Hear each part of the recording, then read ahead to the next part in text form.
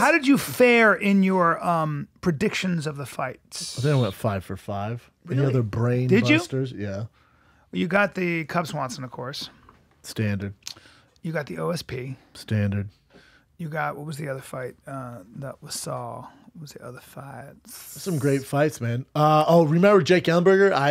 With Perry, I said, I hated that fight for Jake. I hated that fight for Jake. But I said, I can't pick against my friend Jake, but if I was betting on it, I'd take Perry. Why did you hate that fight? Just because Perry hit so hard? And yeah, for every reason known to man. Oh, you know what? I took Lozon off over Stevie Ray. So I went. Did you get Iaquinta? I went. Of course, I went one. I always take Iaquinta, and we should talk about him. But I went. Let's see. One. I took Lee Tees. Did you get Dodson? So I went 1, 2, 3, 4, 5, 6 out of 7. Not bad. Not bad. Not bad. Bryan. Jake Ellenberger. Poor Bryan. Bryan. Bryan. What happens to Jake at this point? Probably should get his brain checked out, and that was a horrible knockout. And my favorite is Iaquinta going, when he didn't get a performance bonus, he just goes, the UFC tweets the bonuses, he retweets and puts, fuck you. That was freaking crazy. He has got a mouth. Did you see what I retweeted this morning? No. It was like quotes from Iaquinta in Nashville, and he was just like, what the fuck? He goes, I'm on TV, the car I'm driving, I could be doing anything in the world. He goes, I love fighting, we don't get paid shit. Then you bring in Reebok. It was hilarious. How about the fact that he goes, yo, if you're looking for a house, I'm moonlight as a realtor. Oh, but he said today, he goes, I think on MMA Hour with Hawani, he goes, serious inquiries only. Don't be blowing me up. Fantastic. He's so hilarious, man. I don't know what his objective is there, but is it possible he wants to?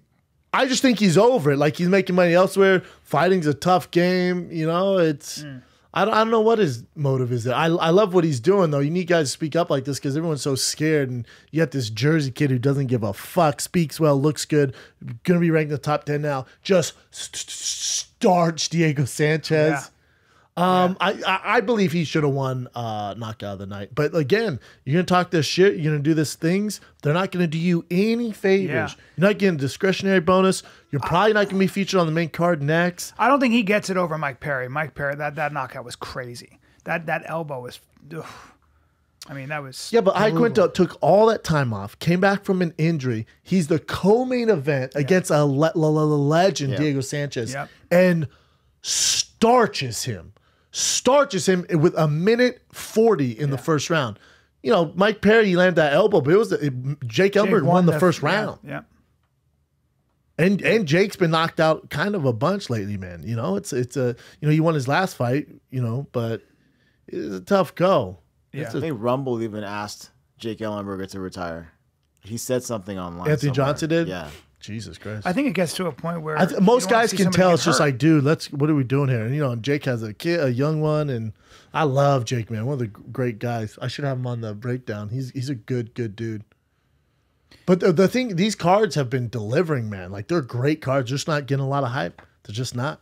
Well, I mean, that seems to be the biggest problem, and I don't know why they won't. Is it because now that it's this big corporate thing, there's nobody at the helm? I don't think they know what they're doing. I think there's a new guy with social media. Like Iaquinta posted, they were trying to hype his fight, and he reposted it and goes, dude, this is footage from 4 years ago. Like, the fuck? Yeah. And it's just like, well, if you were fighting DC in the octagon, what emoji would you use? The fuck? Yeah. A 13-year-old girl's not tuning into this. No. What grown man's gonna be like, ooh, I'd use the devil horns. Right. What are you guys doing? I don't know. They'll figure it out.